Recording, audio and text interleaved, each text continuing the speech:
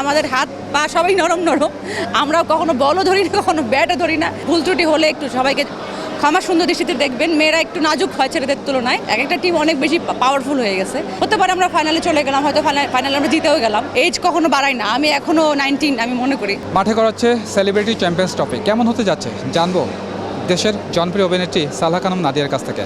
নাদিয়া কেমন আছেন?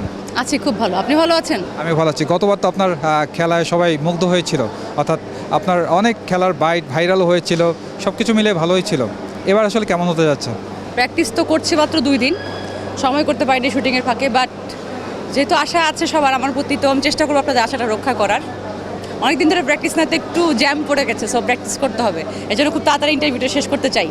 আপনাকে সবসময় আমরা খেলার মাঠে দেখি খুব এনার্জেটিক, অর্থাৎ অন্যান্য মেয়েদের সাথে তুলনা করলে আপনাকে দেখা যায় সবসময় একটু সবাই এনার্জেটিক, কিন্তু আপনি হচ্ছে যে ফুল ডে যদি আপনি প্র্যাকটিস করেন বা সেই করতেছেন, তার মধ্যে দেখা যায় যে আপনি এটা মনে হয় আমার ফ্যামিলির জিনগতভাবে আমি এরকম। আমার বাবা একজন ফুটবল প্লেয়ার, সো ওইখান থেকে হয়তো স্ট্যামিনাটা আমার মধ্যে ট্রান্সপ্লান্ট হয়েছে। এটা এবার তো 4টা টিম, গতবার 8টি টিম ছিল, এবার কমে গেছে। তো কি মনে হয় আসলে এই 4টা টিমের মধ্যে মানে লড়াইটা কেমন হতে যাচ্ছে?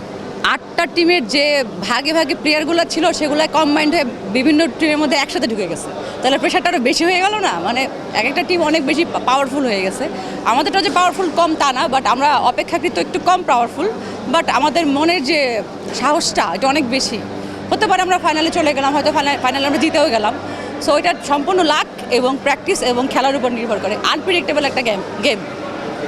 মেয়েদের খেলার দিকে একটু সবার নজরটা বেশি থাকে, অর্থাৎ আমরা টিভি পর্দায় যখন দেখেছি সেলিব্রিটি ক্রিকেট লিগ, তেমনি আসলে আপনার প্র্যাকটিস ম্যাচ থেকে শুরু করে মানে এখন আজকের দিন পর্যন্ত, অর্থাৎ ট্রফি উন্মোচন পর্যন্ত আপনাদের দিকেই নজর দর্শকদের একটু বেশি দেখেছে। কেমন লাগে বিষয়টি আসলে? একটু আনইজি লাগে, বাট আমরা তো আসলে খেলা তো পারি না, বাট ভুল ত্রুটি হলে একটু সবাইকে ক্ষমা সুন্দর দৃষ্টিতে দেখবেন। মেয়েরা একটু নাজুক হয় ছেলেদের তুলনায়, তো আমাদের চেষ্টাটা বেশি থাকে, বাট আমরা হয়তো বেশিরভাগ প্র্যাঙ্কের শিকার হয়ে যাই, যেহেতু সবার চোখ আমাদের দিকে থাকে। একটু ভুল হলে সবাই একটু বেশি করে বাড়িয়ে বলেন। সো এবার আমি আশা করবো আপনারা আমাদেরকে একটু ক্ষমা সুন্দর দৃষ্টিতে দেখবেন।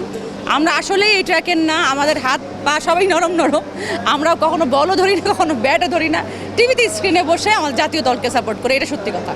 আচ্ছা, অনেকেই জানতে চায় যে আসলে আমি দেখেছি সোশ্যাল মিডিয়ায় যে নাদিয়া আসলে তার এই আউটলুক ধরে রাখার রহস্যটা কি, মানে সবসময় এনার্জেটিক বা তার ফ্যামিলিগতভাবে আমি একটু আর আমি আমার নিজের মনের এজ কখনো বাড়াই না, আমি এখনো 19 আমি মনে করি। সো আমার মনে হয় সেটা আমার অনেক কাজে দেয়। এরকম থাকতে থাকতে আমরা ধরেই নিতে পারবো যে সালহা খানম নাদিয়া এভারগ্রিন হতে যাচ্ছে। আলহামদুলিল্লাহ, বাকিটা আল্লাহর উপরে নির্ভর করে, বাট আমি আমার মনের বয়স কখনো বাড়তে দেই না। সর্বশেষ দর্শকদের উদ্দেশ্যে কিছু বলা আছে কিনা?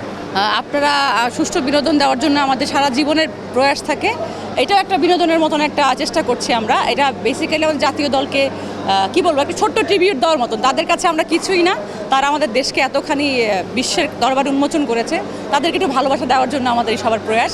এবং হ্যাঁ, আমাদের সবার যে ভ্রাতৃত্ববোধটা সেটা আবারও সবার সামনে প্রকাশ করার জন্য এই সেলিব্রিটি টুর্নামেন্টটা আয়োজন করা হয়েছে। আমি আমাদের আয়োজকদেরকে, আমাদের ক্যামেরার পিছনে যারা আছে তাদের সবাইকে, আপনাদের সবাইকে অনেক অনেক ধন্যবাদ, কারণ আপনারা সুষ্ঠুভাবে আমাদের সব কিছু প্রচার করছেন, যেটা আমাদের দর্শকরা দেখতে পাচ্ছে।